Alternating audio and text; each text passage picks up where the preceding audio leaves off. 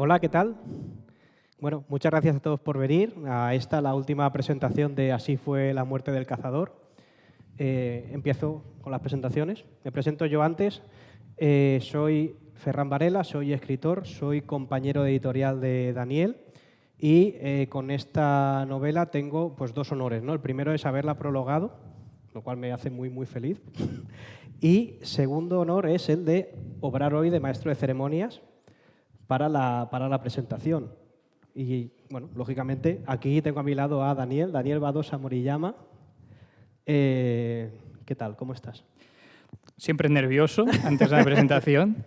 Ya decía antes que si tuviera un nombre de fuego en la novela sería el que se caga encima antes de cada presentación.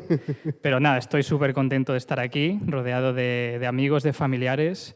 Muchísimas gracias por venir. Muchísimas gracias a Ferran, de verdad, pedazo de escritor el que tenemos aquí al lado. Si le conocéis por el Arcano y el Jilguero, por la danza del Gohut, no sé, leer ese prólogo tuyo de verdad que me emociona. Y nada, por supuesto, gracias a la editorial Transbordador por confiar en el género especulativo español, que no es nada fácil, es una apuesta arriesgada, así que gracias a todo el equipo. Y nada, pues vamos a ello, vamos a friquear un poco, ¿no? Vamos allá. Bueno, antes de empezar, voy a presentarte como manda el dios de ambulante, que es con el currículum. Poneos cómodos porque es extenso, ¿vale? Vamos a ver. Daniel, eres escritor de novela y de relato. Eres profesor de escritura creativa. Eres licenciado en psicología. Tienes un máster de edición y trabajas en una editorial. Vale. Has ganado el primer premio en el 7º certamen de narración de Allende Sierra con tu relato Un diamante para papá. Eres el ganador del 2º certamen Historias de Japón de Altavoz Cultural con tu relato Arroz con castañas. Y eres ganador también de la fantasía de Yunque de Festo. Del año pasado, con sí. Madre de Espino, Madre de Trapo. Te has equivocado. No. Sí, has nacido en la época que no era. Tú eres un hombre de renacimiento. Qué va, qué va. Bueno, Así fue la muerte del cazador. ¿Qué nos puedes contar de la novela sin hacer demasiado spoiler para que la gente que no la haya leído, para situarnos? Venga, perfecto. A ver, ¿sabes? Esta es la típica pregunta que odiamos los escritores de qué va tu novela, ¿no? Y es como, ¿cómo puedes resumir algo que has invertido tanto esfuerzo, ¿no? En unas pocas frases. Pero bueno, voy a hacer un poquito el resumen. ¿Se ha ido? ¿Hola? No, vamos bien, perfecto. Pues Así fue la muerte del cazador. Es una novela de fantasía inspirada en el Paleolítico prehistórico y donde toda la acción ocurre en un mundo fantástico que se llama el Valle de la Sal. Y en el Valle de la Sal, la única fuente de alimento que hay es el dios de ambulante, un ser que tienen que cazar y recolectar constantemente para poder obtener alimento. Y los que están todo el rato dándole caza para obtener ese sustento que no encuentras en ningún otro sitio en el valle, pues es la tribu de los comefuegos. Unos homínidos cuya característica principal es que nacen con hogueras en sus estómagos, en sus vientres, y que solo se encienden cuando encuentran, digamos, como su verdadero nombre o su verdadero propósito, por así decirlo. Este es un poco el O sea, digamos, tienen el potencial de encender un fuego en su interior. Sí, ellos nacen sin la hoguera, pero a medida que van creciendo y van experimentando y van relacionándose con los demás, con el propio dios de ambulante, pues a veces encuentran, digamos, como esa chispa que enciende esa hoguera interior. Vale, ¿no? Ven su camino, ¿no? Ven la senda que tienen que transitar. Eso es. Vale, es una novela, lógicamente, de fantasía. Entonces, la fantasía se caracteriza o se distingue del resto de géneros de la literatura por la creación de mundos, ¿no? Por la inclusión de elementos fantásticos y maravillosos en la narración. Entonces, me gustaría que habláramos un poco de estos elementos. En concreto, empezar por el escenario. ¿Por qué un escenario prehistórico? ¿Es porque romantizas ese pasado lejano? ¿Es porque lo quieres acercar al mito? Vale, es verdad que la historia realmente comenzó con el personaje de Alma, ¿no? Que es el personaje que tenemos aquí, dibujado por David Padín, una pedazo de ilustración. Y para mí Alma era un personaje que me llevaba siguiendo durante muchos años, pero que nunca como conseguía ubicar en ninguna historia. Y lo único que tenía claro de Alma eran 3 cosas. Uno, que había nacido sin brazos. Otro, que vivía en la prehistoria y que era una contadora de historias, una mentirosa. Entonces, digamos que para mí realmente la motivación de contar una historia prehistórica nació específicamente de Alma. Pero claro, cuando empecé a escribir sobre la prehistoria, documentándome más, encontré algo muy, muy valioso. Y lo que me di cuenta realmente es que, claro, las primeras historias surgieron de este periodo que muchas veces está mal interpretado, ¿no? Por lo que hemos aprendido, está mal entendido e incluso tiene como esa connotación despectiva, ¿no? Como la prehistoria, pero es que somos lo que somos gracias a la prehistoria, ¿no? Y sobre todo a mí lo que me llama mucho la atención era, y ahí quizás conecto con el tema de romantizarlo, ¿no? De que, claro, esas primeras historias que surgieron, ¿no? En las cuevas, ¿no? Alrededor del fuego, enfrentándose contra la muerte de los allegados, ¿no? Ahí pasó algo mágico que obviamente no podemos saber qué fue, pero creo que el origen sigue estando en la manera en cómo contamos historias, ¿no? Y cómo las afrontamos. Entonces, ¿lo romantizo? Obviamente. ¿Eran tiempos fáciles? No. Quiero decir, yo soy el primero que habría muerto al primer día de estar ahí, ¿no? El segundo, porque yo hubiese muerto antes. Pues mira, ahí estamos los dos dándolo todo, ¿no? Entonces, lo romantizo, pero también creo que quiero reivindicarlo también, ¿no? A través de esta novela. No, es un poco el origen de la ficción. Eso es. Vale, entonces hay otro pilar muy central en la novela que es la presencia de este dios deambulante. ¿Qué nos puedes contar de él? Vale. Claro, yo cuando estaba documentándome en la novela, pues obviamente pues, todo el tema de la protomitología, ¿no? Al final, ¿no? De cómo surgieron los primeros cultos a los dioses. Y bueno, de nuevo, es un tema que es muy difícil de rastrear hacia atrás sin especular. Bueno, de hecho, para mí la arqueología tiene mucho especulativo, al final, ¿no? Quiero decir, los géneros especulativos, ¿no? La fantasía, el terror, la ciencia ficción tiene que ver mucho con crear historias de lo que no estamos seguros, ¿no? Entonces, la prehistoria tiene un poquito ese matiz. Pero bueno, mirando un poquito lo que son las pinturas rupestres, hay digamos, un motivo común en todas las culturas y tienen que ver con personajes homínidos, ¿cómo se dice? Personajes con forma humana, pero con cabezas de animales. Y esto se repite, ¿no? En diferentes culturas, ¿no? En las cuevas de Altamira, pero también en Indonesia, ¿no? En África. Y claro, cuando tú ves estas figuras, ¿no? Que son humanos con cabeza de animal, claro, a mí esa imagen como me despertaba algo, ¿no?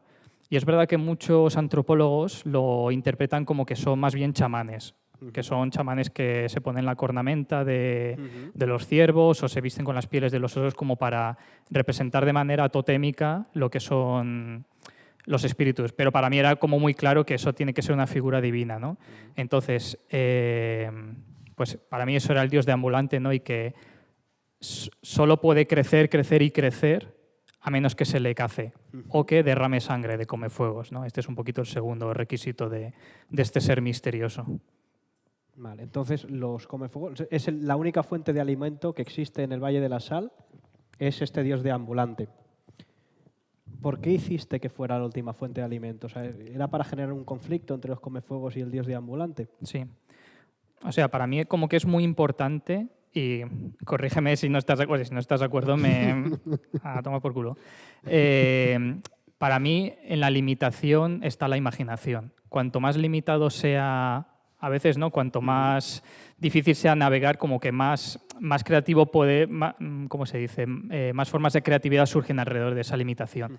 Y para mí, limitar el hecho de que solo hubiera una única fuente de alimento, para mí eso era como un motor narrativo de cómo los personajes podían danzar, ¿no? Alrededor de este concepto. Entonces sí, comenzó siendo como un concepto, casi como un juego, pero luego me di cuenta y digo, ostras, es que realmente cómo navega una sociedad que solo puede alimentarse de una sola fuente, ¿no?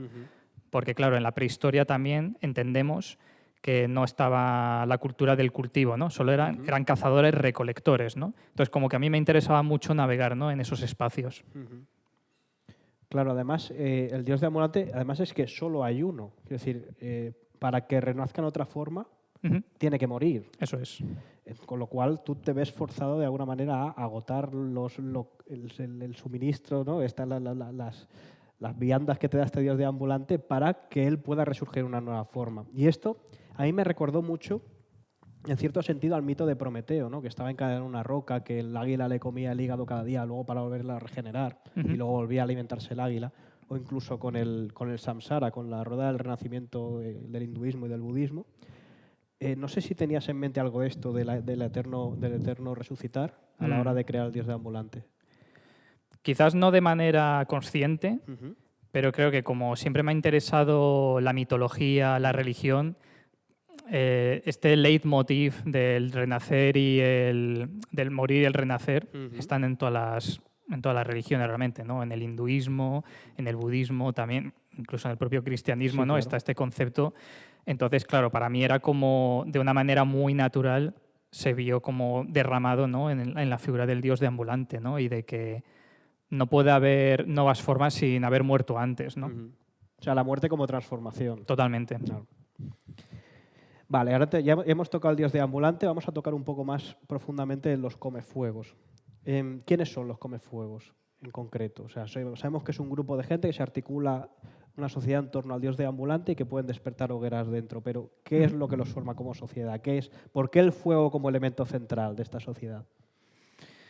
Vale, en la propia mitología de los comefuegos, lo que ellos narran, que a saber si fue verdad o no, que esta es otra también, lo que ellos narran es que al principio, cuando no tenían hogueras, ¿no? Eran seres vacíos, eran seres anhelantes, hambrientos, que ni siquiera eran capaces de contar historias. Y que un día un rayo cayó encima de un árbol, ¿no? y apareció lo que ellos llaman el árbol encendido. Y que tal era su hambre y su anhelo que al final decidieron comer esas llamas y hacer las suyas propias, ¿no? Entonces, para ellos, no solo el origen de la herramienta más importante para poder cazar al dios deambulante, sino también el comienzo de las historias, ¿no? Y claro, ahí viene lo que tú preguntas, ¿no? De por qué el fuego como elemento central. Pues porque como humanidad no somos nada sin esto que tenemos aquí delante, ¿no? Si no hubiéramos tenido el fuego, no habríamos tenido ese refugio, esa manera de cocinar los alimentos y sobre todo como esa protección para poder narrar historias.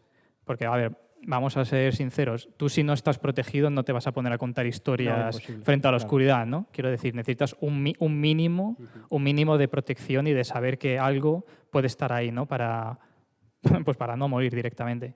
Entonces, para mí el fuego es que no había otro símbolo que encajara mejor con los comefuegos, ¿no? Porque es el origen de la humanidad, de las historias, del recuerdo, ¿no? y de esa luz tan importante, ¿no? Que ellos necesitaban proyectar, ¿no? Ante la muerte.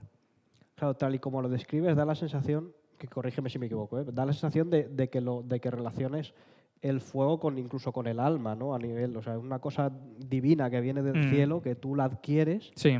y que luego tú, eso es lo que te permite ser lo que eres, ¿no? Sí, sí, y eso sí. es lo que se enciende cuando encuentras tu camino, es lo que, digamos, es una metáfora de cuando se despierta el fuego de un comefuegos, implica eso que ha encontrado su destino. Sí. Claro, el fuego es que es de esos símbolos que tienen muchas capas, ¿no? ¿No? Está, pues eso, el fuego como esencia divina, ¿no? Como esas lenguas de fuego, ¿no? Que se te transmiten y te llenan. Pero también está como el fuego como arma destructiva, ¿no? O sea, algo que puede crear también puede destruir, ¿no? En ese sentido. Entonces, pero sí, es lo que tú dices. Para mí, sobre todo, el símbolo principal del fuego para esta tribu es la voluntad propia, ¿no? Y el encuentro también de tu lugar en el mundo. Y sobre todo para ellos en el Valle de Sal, ¿no? Es como durante toda la novela, ¿no? Y los distintos personajes que la pueblan tiene que ver con encontrar su lugar en el mundo. En un mundo muy difícil, además, ¿no? En un mundo muy duro, ¿no? Donde la muerte está día sí y día también, ¿no? Entonces, por eso para ellos es tan importante encontrar su lugar en el mundo, pero también su propia voluntad, ¿no? La voluntad del grupo y la voluntad propia, ¿no? Es esa danza entre ellos. Háblame, ahora estabas diciendo que el ambiente es muy duro, lógicamente es paleolítico, no tienen los mismos medios que nosotros, tienen una cierta medida de magia, pero que tampoco les hace la vida excesivamente fácil, ¿no? Es más una herramienta que magia como la podemos entender, digamos, hoy en día. Entonces, háblame un poco del Valle de la Sal. O sea, ¿por qué elegiste como escenario un valle yermo? Creo que tiene que ver un poco también con el tema de las limitaciones, ¿no? De que si fuera un valle donde hay alimento por todas partes, para mí ahí no hay historia, ¿no? No habría conflicto ahí. Claro. No habría conflicto, ¿no? Entonces, como de de nuevo, la sal también es un símbolo muy poderoso, ¿no? Y claro, para mí me venía un poquito esta idea de creo que son de los hunos o los mongoles, que cuando arrasaban con todo tiraban sal para Allí no volvía a crecer la para que hierba. no creciera nada. Entonces digo, pues un valle donde solo hay sal, como que para mí funcionaba muy bien, ¿no? Y de nuevo eso, funcionaba tanto narrativamente como simbólicamente. Y por eso los elementos creo que casan bien. Claro. Y ahora en cuanto a los personajes. Bueno, eres licenciado en psicología. O sea, los personajes están muy bien armados. Están muy bien armados. Entonces, mi primera pregunta es, claro, tú todo lo que aprendiste estudiando psicología lo has aplicado aquí porque están muy bien hechos estos personajes. Son personajes creíbles que no es tan fácil encontrarlos en las novelas, ¿eh? Aunque parezca mentira. Es difícil encontrar personajes bien construidos.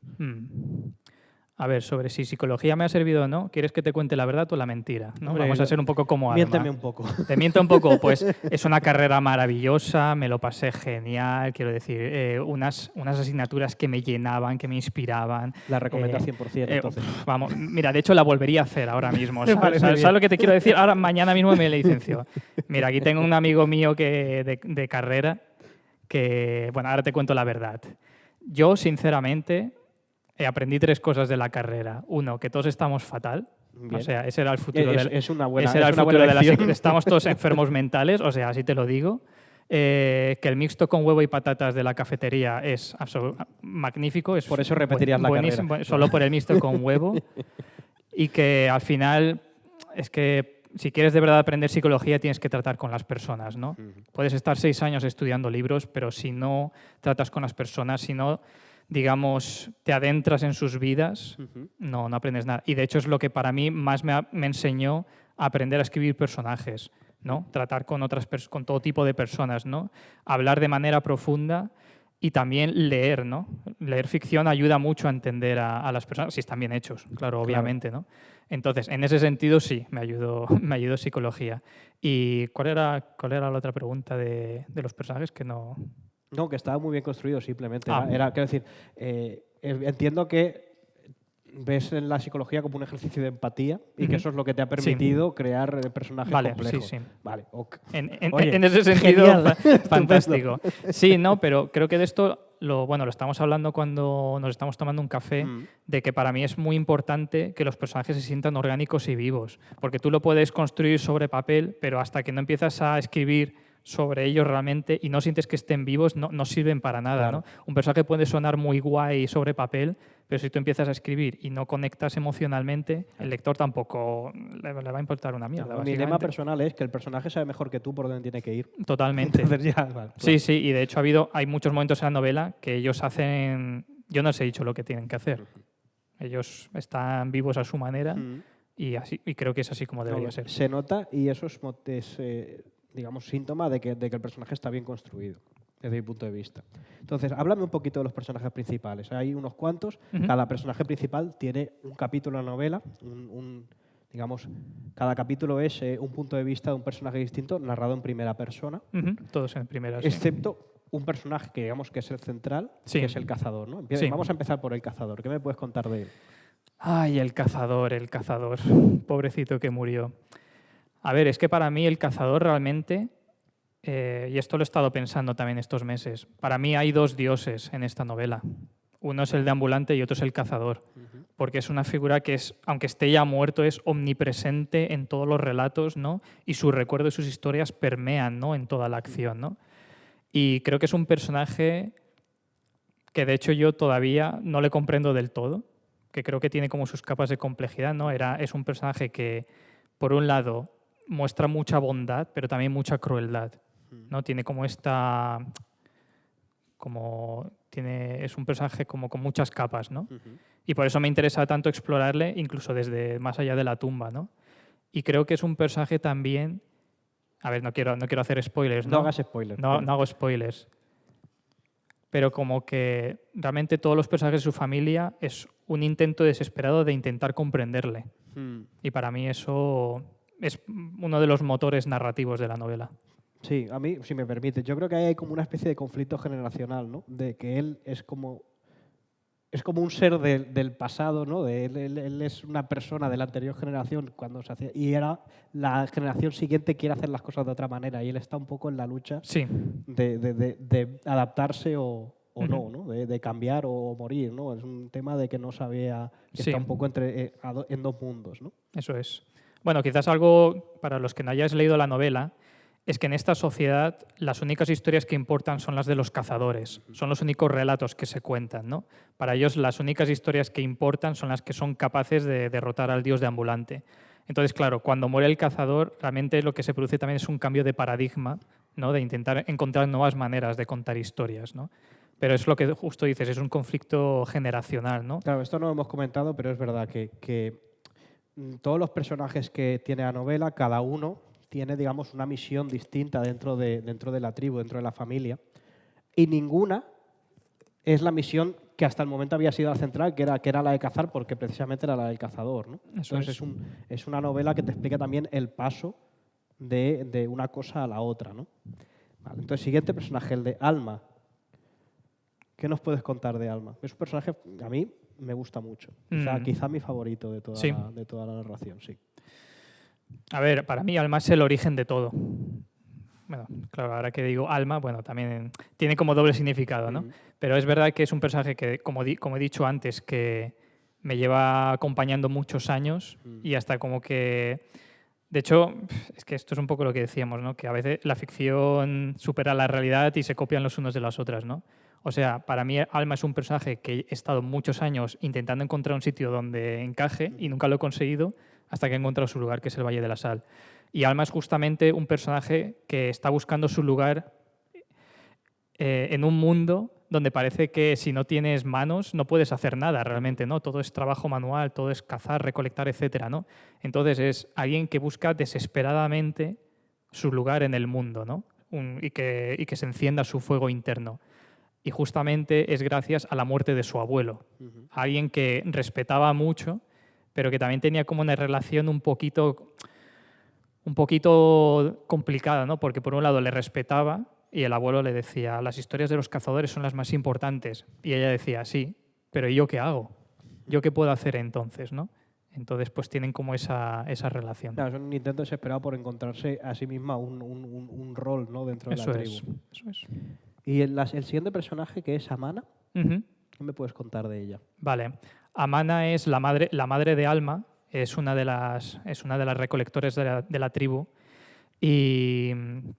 Y de nuevo, bueno, claro, es que todos los personajes giran alrededor, ¿no? De la relación con el cazador y entre ellos, ¿no?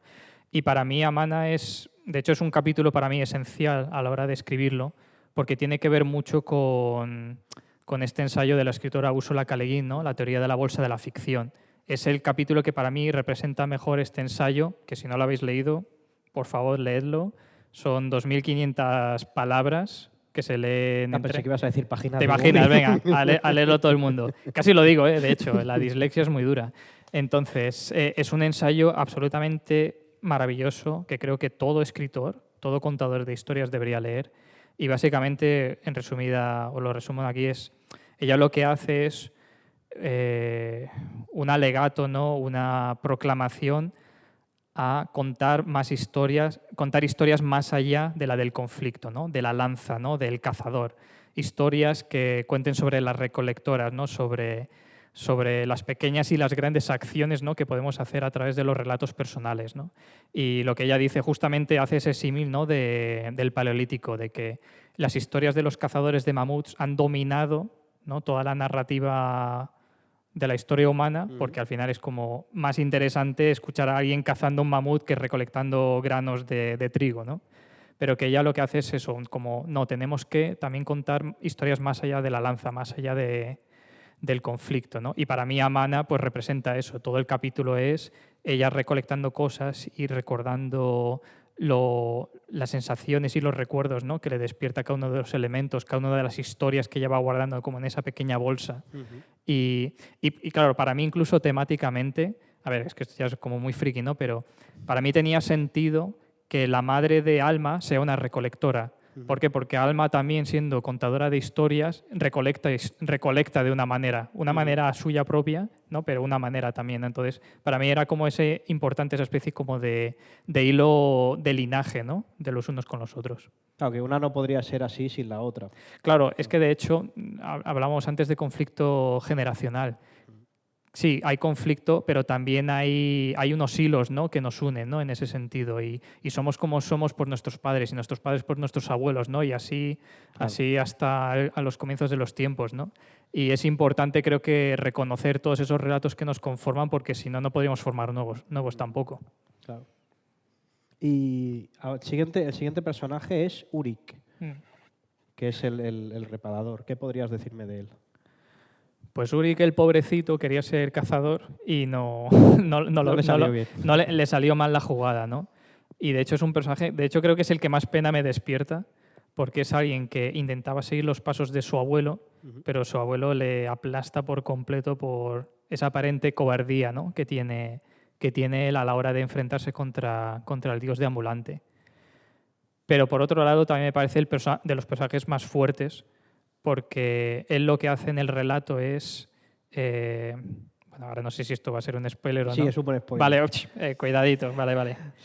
Él quería ser cazador Sí. y se quedó en reparador de lanzas, por así decirlo. Vale, sí. Vale. Pues Yo uy, casi se me... Porque si lo decimos al final. No, bien visto, señor. Pero digamos que encuentra otra manera de Sí. hacer lo que tenía que hacer, ¿no? Digamos, encuentra Sí. otra utilidad para lo que estaba roto. Eso es, sí. Bien, tú tienes buen... He saltado ahí. Me has pillado bien. Hombre, si no, no podía haber hecho el prólogo. Tú te has leído el libro. Yo me he leído el libro. Yo creo que te has leído el libro Sí, alguna me lo he vez. leído, sí. Bien. Bueno, luego el siguiente sería Ozgu, que es, si no me equivoco, el padre de Urik, ¿no? Sí. Pues Ozgu es el carnicero, ¿no? Y el que se dedica a descuartizar el dios deambulante. A ver, no es el capítulo para... ¿Cómo se dice? Frágiles de estómago. Sí, para todos los estómagos. Sí, de hecho, bueno, es un capítulo que, claro, tiene que ver mucho con descuartizar, ¿no? El cuerpo del deambulante. Y tengo amigos veganos que lo han pasado bastante regulinchi, a todos ellos les pido disculpas. Pero para mí era importante porque al final Ozgu lo que hace es un respeto hacia el cuerpo, ¿no?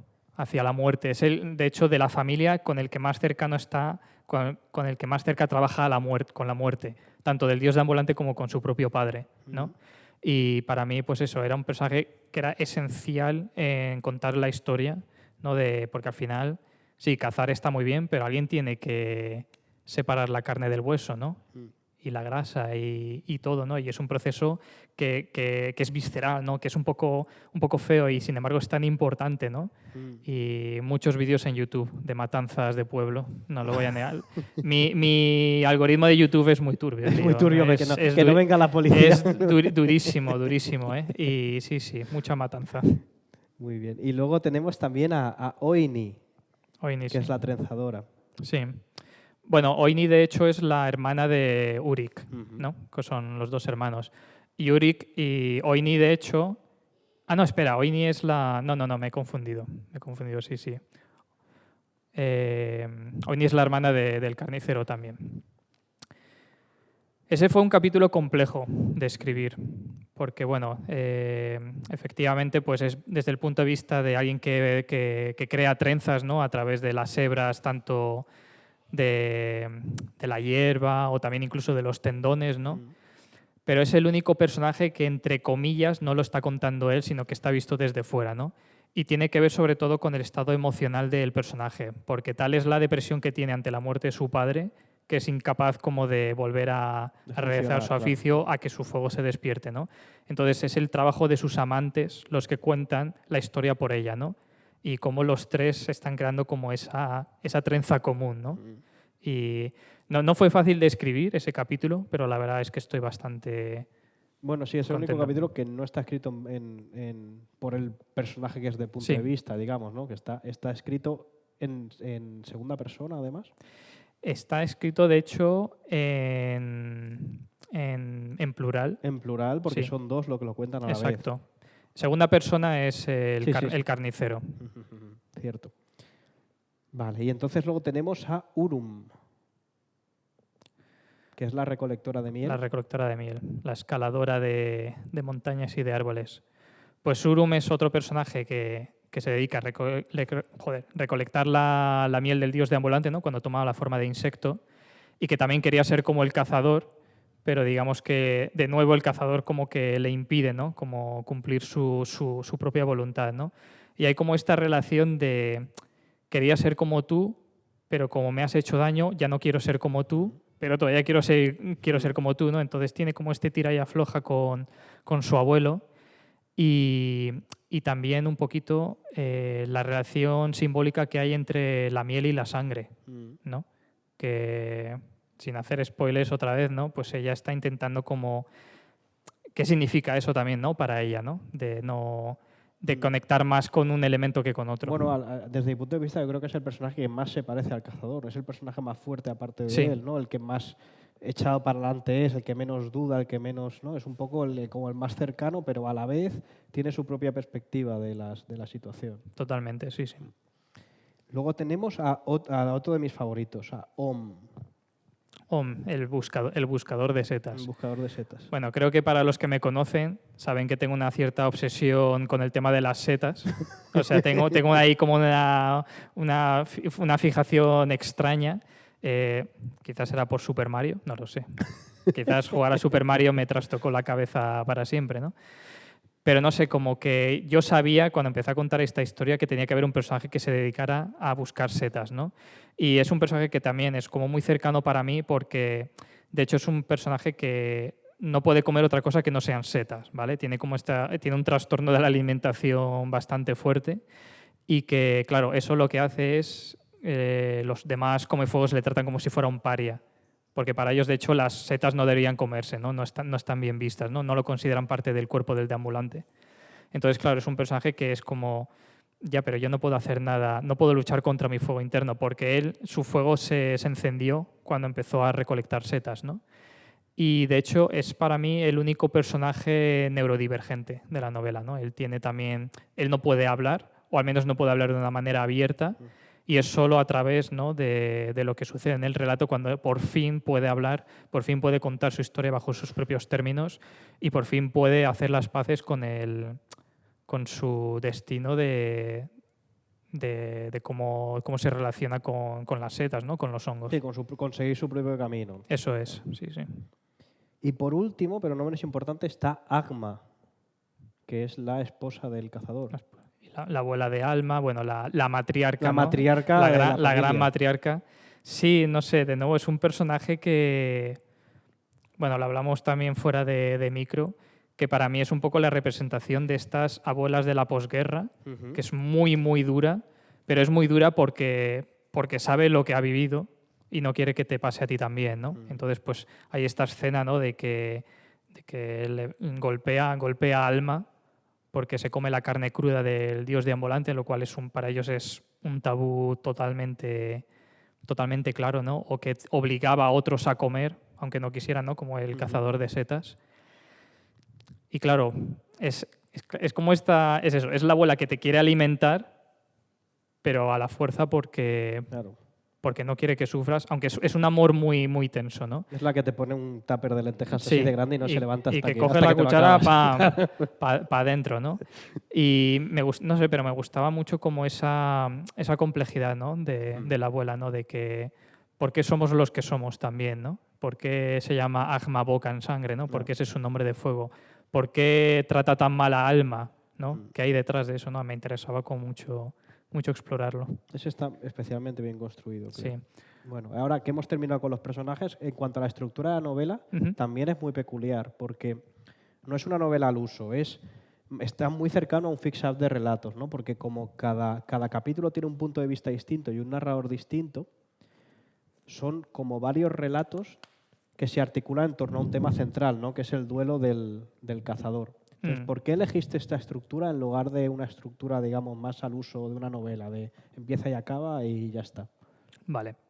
Creo que para mí hay como 3 motivos. El primero es porque me encanta escribir relatos. ¿no? Creo que es esencial para cualquier escritor y me encanta como esa redondez, ¿no?, que tienen los relatos, casi como una bola perfecta, ¿no? Ahí, si lo haces bien, obviamente, ¿no?, principio, desarrollo y final. Y no sé, como que me atraía mucho la idea de hacer una novela conformada por relatos, también porque me gusta mucho la novela Canto yo y la montaña baila, de Irene Solá, que para mí es referente de inspiración esta novela. Lo segundo tiene que ver también temáticamente y narrativamente con el hecho de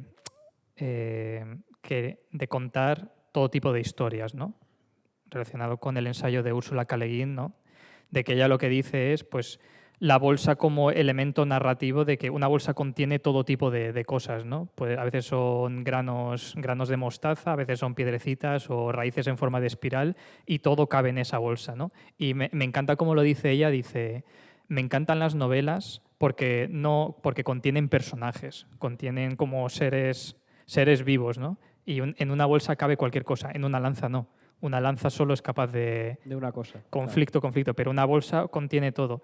Entonces, claro, yo pensaba, pero si es una historia que está inspirada en ese ensayo, no podía contar una historia, lo que tú dices, de manera lineal, ¿no?, de seguir un solo personaje del conflicto, etc. Para mí estructuralmente tenía que funcionar como una propia bolsa, ¿no? Entonces, por eso tiene también esa estructura de cada personaje es una historia diferente y, sin embargo, hay algo que los une, que es, digamos, esa El eje central, claro. esa bolsa metafórica, ¿no?, por así decirlo. Ya te iba a preguntar ahora que, teniendo un dios que puede crecer infinitamente hasta que se le da caza, que no hay más fuente de alimento que esa y que los cazadores tienen que cazarlo con lanzas y echando fuego por la boca y con sus historias, que por qué no habías hecho una historia de aventuras con esos elementos, sino que te habías ido a todo intimista, pero es que me has respondido ya. O sea que, sí. Que este es claramente porque quieres dar cabida a otro tipo de historias. Sí, a ver, podría seguir siendo muy pretencioso y darte todas las razones de por qué lo hice así. Bueno, yo venía a hablar de mi libro, ¿no? Tenía que meter la referencia. Pero bueno, sí que, a ver, yo te confieso algo, ¿eh? A mí no me gusta escribir escenas de acción. De hecho, no. Primero, se me dan mal, y me aburro, ¿no? De hecho, incluso también leyendo escenas de acción no conecto con ellas, ¿no? Y creo que tiene que ver mucho porque a mí me interesa y me obsesiona el mundo interior de las personas y de los personajes, ¿no? Y tiene que ver un poco con eso, de que por qué hacer una historia intimista donde supuestamente el conflicto es el dios deambulante, pero es que para mí el conflicto no es la existencia del dios deambulante. De hecho, para mí el conflicto es la muerte del cazador, ¿no? Y todo lo que gira alrededor de ello. Entonces, claro, para mí no tenía sentido contar una historia de acción si a mí lo que me interesa es explorar, ¿no?, lo que piensan estos personajes.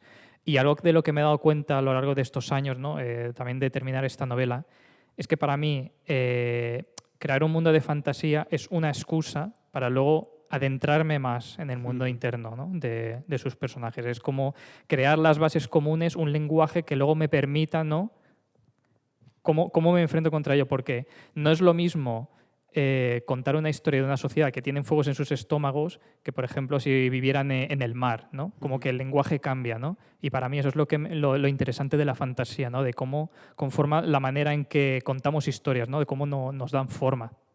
No, la visión del mundo cambia, ¿no?, a partir de tu entorno, lógicamente. Eso es. Claro. Entonces, sí que me he fijado que en cada relato, esto lo vi con la relectura, cada uno de los capítulos tienen como eje central uno de los relatos del cazador. Digamos que es, el corazón, temático del capítulo en sí, ¿no? Entonces, esto entiendo que es deliberado, pero ¿por qué decidiste, meter relatos del cazador dentro de los relatos de otros personajes? Pues creo que tiene que ver con lo que hemos comentado antes de tú no puedes crear nada nuevo sin partir de lo antiguo. Si cada uno de los personajes tiene que encontrar su propia manera de contar sus historias, debemos partir de la base. Y de hecho eso, cada capítulo cuenta un relato y ese relato como que hay una cierta deconstrucción dentro de cada una de las historias de sus personajes. Y me parecía, me encanta que lo menciones porque es eso, es lo que da cabida a dar el siguiente paso, ¿no? Creo que para mí hay hay como tres ejes centrales en cada uno de los relatos. Uno es cada uno de los relatos que cuenta el cazador. Lo otro es la búsqueda del fuego propio, de la identidad. Y luego está el tema de la comida, ¿no? Que también como que gira alrededor del alimento, ¿no? Y del alimento metafórico y también real, ¿no? Claro. Vale, bueno, acabamos de hablar también de los temas que has tratado en la novela, ¿no? Que son este duelo, las historias en sí y la búsqueda de identidad. Pero, ¿cómo entiendes tú la literatura fantástica? ¿Por qué escribes fantasía? Esta es la pregunta que nos hacen a todos los escritores de fantasía. Y nunca se sabe qué responder, ¿verdad? Exacto, y nunca se sabe. Y que luego también es casi, tiene como un cierto, no voy a decir tono despectivo, pero es como pudiendo escribir género literario, ¿por qué la fantasía, no? Y claro, es una pregunta con trampa, yo creo, ¿no? Es una pregunta donde van un poco a pillar. A ver, creo que la respuesta que decimos todos es porque amamos la fantasía. ¿No? Y si amas la fantasía desde pequeño, si son las historias que has estado nutriéndote desde que eras crío, ¿por qué no escribir historias sobre fantasía? Pero luego creo que para mí la fantasía es el lenguaje primordial de las historias, ¿vale? Y de nuevo, corrígeme si estoy equivocado, pero las primeras historias que deberían contarse en las cuevas, sí, por supuesto eran historias reales, pero sabemos que iban más allá de eso, ¿no? Cantaban historias sobre espíritus, sobre el dios, el sol y la luna, ¿no? Sobre qué hay más allá de la muerte, ¿no? Y eso lo sabemos por cómo trataban a sus fallecidos, ¿no? Quiero decir, alguien que no cree en un más allá no entierra a sus muertos en una cierta posición, claro. No les entierran con sus herramientas, no, los animales no entierran a sus seres, a los seres cercanos, ¿no? Entonces, claro, para mí eso, la fantasía es el lenguaje original de las historias, entonces casi volver hacia él. Claro, reclamarlo. Es como especulación en su forma más pura, ¿no? Yo creo que sí, por eso me parece una pregunta que van a pillar y que para mí la respuesta es obvia, tío, pero es que llevamos contando fantasía desde que estamos en las cavernas. Claro, es la historia, es el género más antiguo, desde luego, claro. Por eso digo y creo que hay que seguir defendiéndolo a muerte. A muerte, sí. Muy bien. Entonces, ¿entiendes que leer fantasía es escapismo? Otra pregunta de ahí. Sí. Estaba... a ver, es que obviamente le doy muchas vueltas y seguro que tú también al tema, ¿no? Y hay una cita muy conocida que de hecho se la atribuye a Tolkien, pero que no es de Tolkien, es de Ursula K. Le Guin, y es que dice, parafraseo, ¿no? De que dice, ¿acaso un prisionero no debería tener como en alero de escapar, ¿no? Como diciendo, tú a un prisionero, ¿no? A alguien que está en una situación terrible en la vida y dice que se quiere escapar, ¿le echarías la culpa? ¿No? Pues con la fantasía pasa lo mismo, ¿no? Entonces, la fantasía es una manera de intentar protegerse de los males del mundo, ¿no? De que cuando el peso de la realidad es tan grande, sí, quizás es escapismo, pero también es una manera, ¿no?, de sobrevivir, ¿no? Y yo lo veo un poquito de esa manera, de que escapismo es una palabra un poco fea, ¿no? Porque es como, te va desde tus responsabilidades y ya está. No, pero para mí el escapismo es un acto de supervivencia, ¿no? Hay una frase del escritor Ocean Wong que me encanta, que dice que sobrevivir es un acto creativo, ¿vale? Entonces, para mí, si la fantasía te permite vivir un día más en este mundo, eso no tiene precio, ¿no? Y de nuevo también hay otra... Es que soy tan pretencioso. Cuando digo citas de otros, no sé, eso no es como me siento súper pretencioso, pero hay una cita de la escritora Charlie Jane Sanders que lo que dice es que la verdadera fantasía es confrontación, no es evadismo, ¿no? De que una buena historia de fantasía, y eso se nota enseguida, tú sientes que el escritor o la escritora lo ha puesto todos sus miedos, todas sus inseguridades y ¿qué está haciendo entonces el escritor? Se está enfrentando directamente contra sus miedos, ¿no? Y le está intentando como encontrar salvación a través de esa historia. Entonces, eso no es escapismo, eso ya es directamente confrontación directa con intentar solventar ese dolor. Entonces, para mí sí, es escapismo, pero también es confrontación, la fantasía. Claro, ahora que lo dices, me da un poco la sensación de esa, ¿no? de que el ser humano es un ser simbólico también. O sea, necesitamos de alguna manera encontrar un sentido a lo que hacemos, ¿no? Al por qué vivimos, y a lo mejor la fantasía es una vía para encontrárselo, ¿no? Igual que la ficción lo es. Yo creo que creo que has dado en el clavo. Los símbolos hablan en clave de la fantasía y creo que estamos perdiendo el lenguaje de la fantasía ahora mismo, ¿no? Estamos como tanta tecnología nos está alejando del lenguaje simbólico, ¿no? Del ritual. Yo creo que eso es súper importante en cualquier sociedad, ¿no? Como que ahora estamos homogeneizando todo el panorama por las tecnologías, pero al final necesitamos de ese lenguaje simbólico. Y de nuevo, estábamos hablando antes, ¿no? De que sentimos que la fantasía está perdiendo su magia verdadera. Estamos perdiendo, que estamos cientificizando.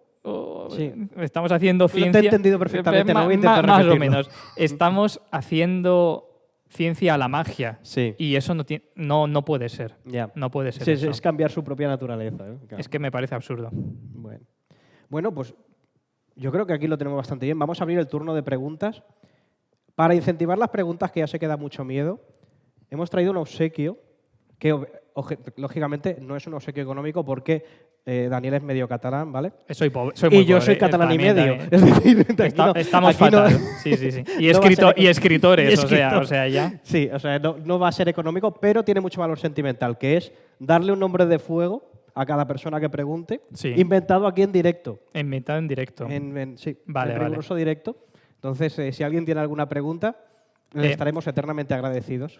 A ver, y el que haga el de reflexiones en vez de pregunta, preparaos para Más que una pregunta es una reflexión. Sí, sí, sí. Les voy a dar el nombre de fuego más feo que pueda haber. También, o podéis elegir, que esto es otro que se me ha ocurrido, que digáis, si habéis leído la novela, vuestros personajes favoritos, y os voy a hacer el test psicológico de BuzzFeed, ¿sabes? De la revista Quora, y te digo... De los mejores mira, son. de hecho, te lo voy a hacer a ti luego. Me parece bien. ¿Sí? ¿Por qué no? Venga, venga. ¿Por qué no? A mí, todo Ash. Mira, de hecho, te lo voy a hacer ahora. Venga, ¿Cuáles son vámonos. tus personajes favoritos? Mira, mis personajes favoritos son, lógicamente, Alma Ujú. y el cazador de setas. El cazador de setas. Porque son los dos que se alejan Vale, vale. se alejan del canon, ¿no? Quieren encontrar Sí. su propio camino porque, digamos, sus circunstancias son distintas y yo creo que es la única manera, o sea, el englobar, ¿no? O aceptar nuevas circunstancias es lo que hace avanzar a una sociedad. Vale, Entonces vale. yo creo que es el motor realmente de los comefuegos a partir de ese momento, que Sí. serán ellos dos. Sí, son dos caras de una misma moneda. Y por eso, de hecho, Alma y su tío se llevan tan bien. Vale, pues... A ver, voy a decir, eres introvertido, pero ya me lo has dicho antes.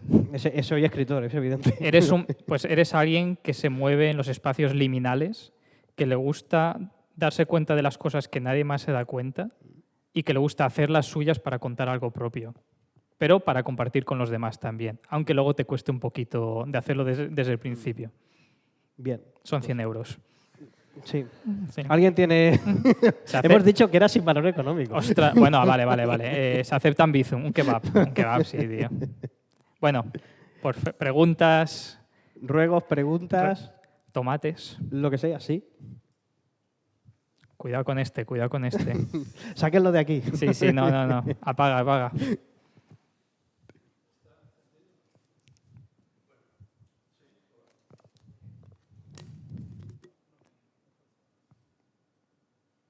Si no, dale fuerte y repetimos la pregunta para que quede grabada. Este proyecta, este hombre que no conozco absolutamente de nada, no tengo ninguna relación con Esta él. persona anónima. No sé por qué me da que proyecta bien la voz.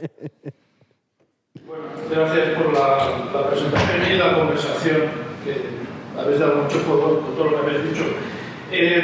A mí me ha gustado el libro, por supuesto, lo que pasa, y creo que te lo había preguntado también, porque digo ahora en público, lo que me ha costado entender o que me llegara es el tema del fuego, de ese fuego interior que nace de la caza y de comer. Y luego también, otra cosa que me ha costado, conectado con esto, es el dios deambulante que reaparece y reaparece de distintas formas. Si pudieras hablarnos de esto, por favor. Gracias, desconocido, cuyo nombre es mi padre. Vale. Es que de hecho no he entendido la pregunta. ¿Cuál es el...? Cría hijos ¿Qué es para hablar esto. de por qué? ¿De por qué? ¿Qué significa o qué quieres expresar con eso? Y luego el dios deambulante. Mira, yo de hecho he tenido, relacionado con esto, algunas conversaciones con algunos lectores que pensaban que el libro no es fantasía. O sea, que lo considero... No, pero que me parece súper interesante y entiendo perfectamente por qué. Porque es verdad que el lenguaje, al ser tan a veces poético, ¿no? Y metafórico, no sabes si lo están diciendo como de verdad o no, ¿no? Entonces, claro, cuando algunos lectores me decían, pero esto no es fantasía, esto es... Pensaban que el fuego era una metáfora, que el dios que renace son simplemente animales que cazan y plantas que recolectan. Y me dio que pensar porque al final el lenguaje de esas primeras historias bailaba también entre el símbolo y la realidad. Ellos no lo distinguían tan claro, ¿no? Entonces, por eso entiendo que a algunos lectores les cuesta como conectar con ese concepto, ¿no? Más allá de si es fantasía o no. Pero para mí como que, de nuevo, tiene que ver todo funciona como estructura narrativa, ¿no? De que los fuegos es una manera de... Ese fuego interno es como explorar su mundo interior también, ¿no? O qué representa el fuego, qué representa la voluntad, ¿no? Como que darle un aspecto muy claro, ¿no? Como que hacer concreto lo inconcreto me ayudaba a contar la historia, ¿no? Y del deambulante igual, ¿no? Como que imaginármelo ahí en toda su grandiosidad, ¿no? Y su terrible y bella grandiosidad, ¿no? Porque es un ser que parece que es aquí muy chill, ¿no? Y muy de tranquis, pero es pero puede ser del tamaño de una montaña. Claro. Exacto, sí. Si no se le caza a tiempo, claro, eso se desmadra muy rápido, ¿no? Entonces, pues eso, que para mí era como una manera de contar la historia, ¿no? ¿Y por qué lo hice así? Pues porque al final es lo que me vino también, ¿no? Creo que la otra pregunta que odiamos los escritores es ¿de dónde vienen las ideas? ¿No? Sí. Es que no, a veces... No hay explicación, ¿no? No. Yo creo que no, y tampoco la quiero buscar. Me gusta... Es mejor el misterio, ¿no? Me gusta abrazar el misterio. Y no sé si respondió. ¿Y Nombre de Fuego? Nombre de Fuego, ostras.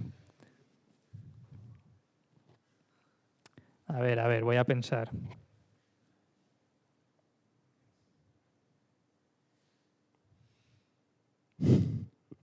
Es que es complicado dárselo a este buen desconocido. Yo te lo doy rápido. Sí. El que ayuda en las presentaciones. El que ayuda en las presentaciones, vale, me gusta. No. El de la voz que arde. La voz que arde. La voz que arde. Es tu nombre de fuego. Se lo va a tatuar en el pecho mañana. Bueno, no sé si alguien más tiene... Adelante. Bueno, sí. Bueno, enhorabuena por la presentación, eso es lo primero, antes de nada. Yo tengo que decir que yo me he leído la novela, a mí la novela me gusta, lo he comentado con Daniel, ya hablamos de ella en su momento, y hay un detalle que me parece muy bonito, no se ha tocado todavía, pero yo cuando me la leí sí me llamó la atención, y espero no estar haciendo de pronto un spoiler con una catedral, yo creo que no, que son las recetas de cocina. Sí. Los capítulos no solo se centran en un personaje y en una historia, tienen un elemento más, Sí. que es eso.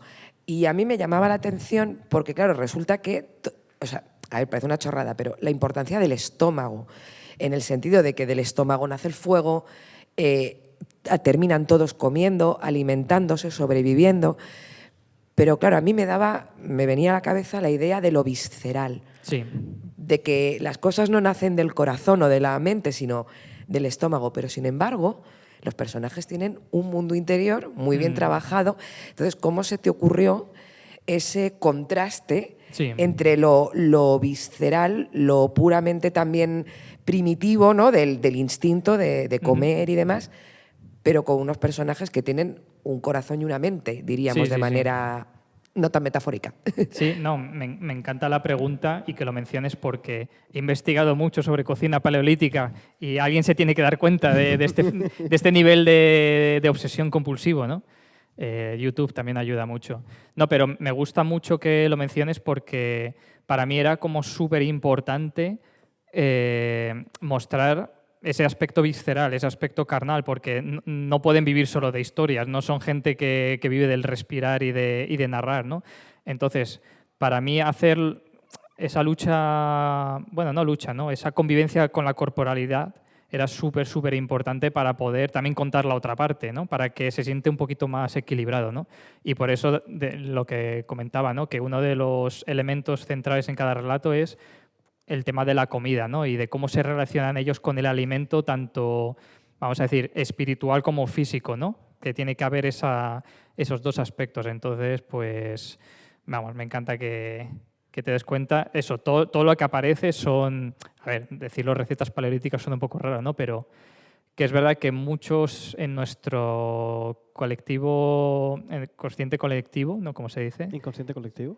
Sí, de que pensamos que en el Paleolítico era solo unga comer carne cruda, ¿sabes? Es que es absurdo, ¿sabes? No, de hecho, cada vez se está descubriendo más, ¿no? de cómo utilizaban las especias, de cómo trataban el grano, ¿no? De cómo, no sé, es que es maravilloso.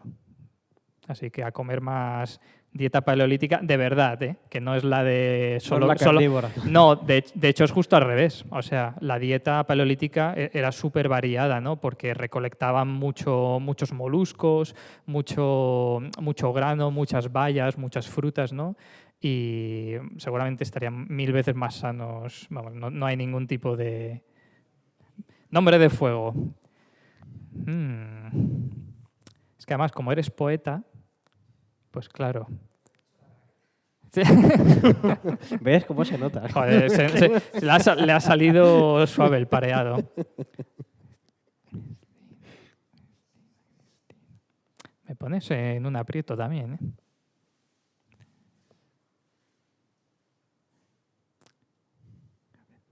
Cristina. Cabeza en llamas. No sé, me viene así como... la cabeza está... La cabeza es una hoguera, ¿sabes? Destilas fuego. Creo que había una pregunta más por ahí, ¿verdad? Sí.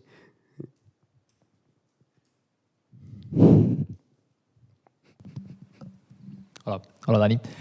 Bueno, primero darte las gracias por haber dado luz a esta historia muy, muy preciosa y que a mí me ha tocado mucho, me he emocionado en varios puntos de leerla. Tengo una pregunta para ti. Como hemos visto, esta historia tiene muchos puntos de vista, muchos personajes. Y creo que una cosa que hace esta historia muy bonita es que cada uno puede conectar de un lado diferente, ¿no? Según su experiencia, según su vida.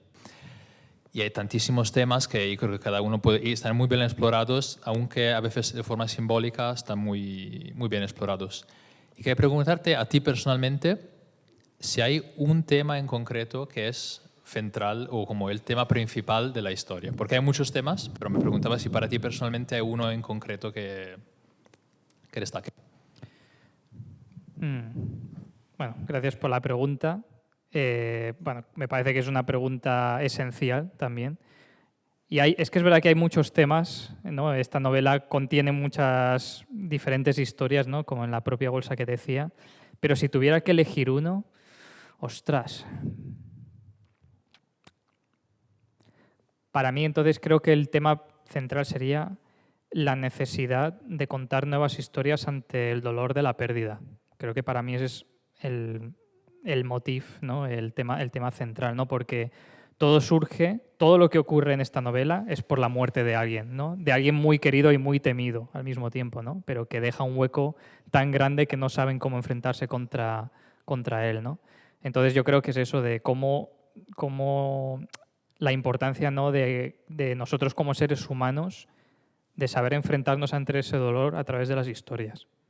Para mí creo que ese es el tema central. Pero bueno, que cada uno, creo que esto se dice mucho, de que una novela al final es tanto del lector como del escritor, ¿no? Entonces cada uno de vosotros cuando la leáis, por favor, hacedla vuestra propia, porque creo que de eso también trata la novela, ¿no? De hacer la propia esta historia.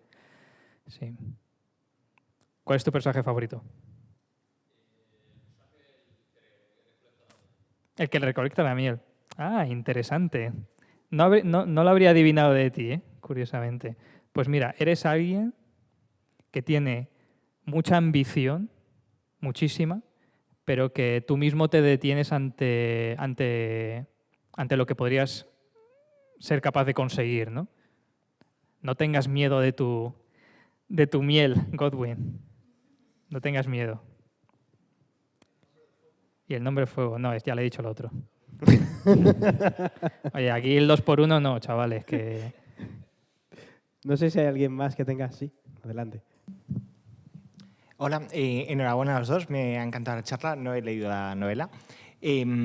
Creo que un poco, seguramente puedas responder en relación a lo último que has dicho, pero se me antoja muy distinto esto que has escrito ahora con los mundos que has creado en otras novelas. Entonces, ¿era por si crees que hay un hilo común o estás profundizando en un tema común a través de tus novelas o qué te gustaría escribir de aquí a 5 años?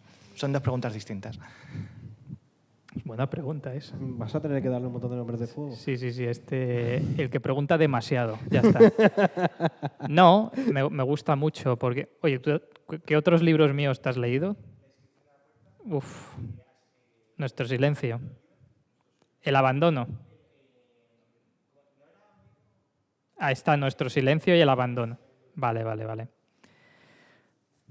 Por desgracia, se ha leído las primeras historias, las que estaban escritas como el culo. No, hombre, no. Entonces, claro. No, pero yo creo que todos los escritores lo neguemos o lo aceptamos. Tenemos como temas recurrentes, somos un poco monotemas. Hay unas ciertas obsesiones que nos persiguen y que podemos pasarnos una vida entera intentando encontrar respuestas y, de hecho, múltiples respuestas, ¿no? Con eso. Y yo creo que uno de los comunes, de momento en las historias que he contado, tiene que ver eso, ¿no? Con el tema de cómo nos enfrentamos ante la pérdida, ante el duelo. Creo que la novela Nuestro silencio es el más claro. Luego la importancia de los relatos, creo que también para mí es algo que me obsesiona, porque a mí contar historias y leerlas me ha salvado la vida. O sea, eso lo digo de manera muy abierta. Yo no estaría aquí sin las historias, ¿no? Y sin aquellas personas que han sido capaces de contarlas, ¿no? Entonces, como que para mí eso es un tema muy, muy importante. Dicho esto, me gustaría no siempre intentar hablar de lo mismo, y de hecho estos últimos años he intentado como no ser tan monotema y explorar otras cosas. En algunos libros o historias me ha salido mejor, en otras un poco regular, pero creo que es importante de la misma manera aceptar los monotemas, pero también intentar salirse un poquito de las mismas estructuras narrativas, porque si no al final estás contando lo mismo, llegando a las mismas conclusiones, aunque digamos como la capa sea diferente, ¿no? Y a mí como escritor me interesa ese reto, ¿no? de ir más allá de mis propias obsesiones.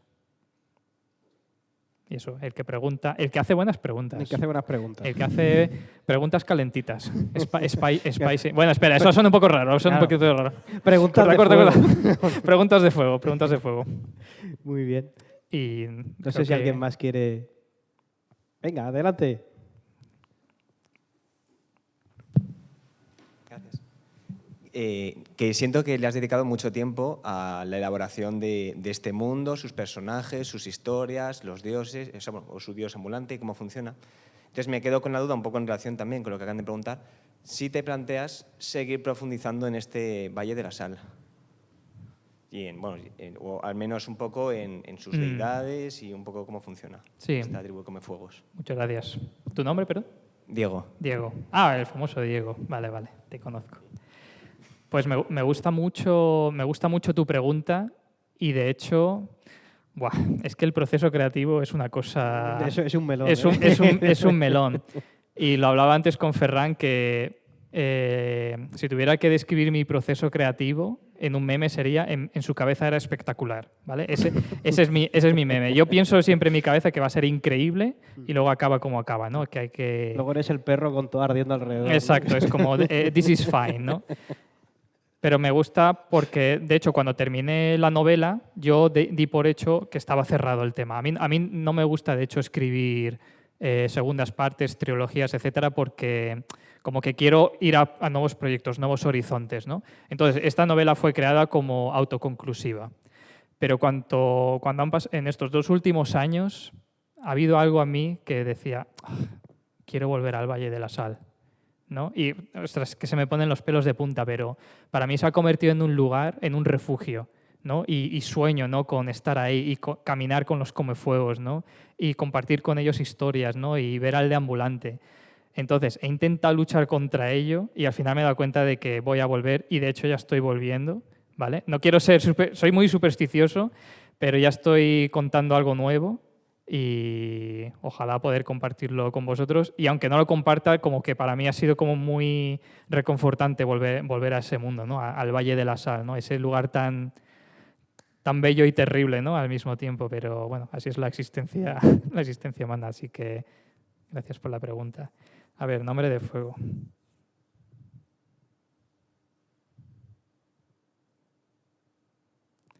el que se leerá mi novela hoy mismo. Bueno, ¿te la has leído? Ah, espera. No, Diego, sí que te la has leído. Sí, es verdad. Mis 2 neuronas están así a punto.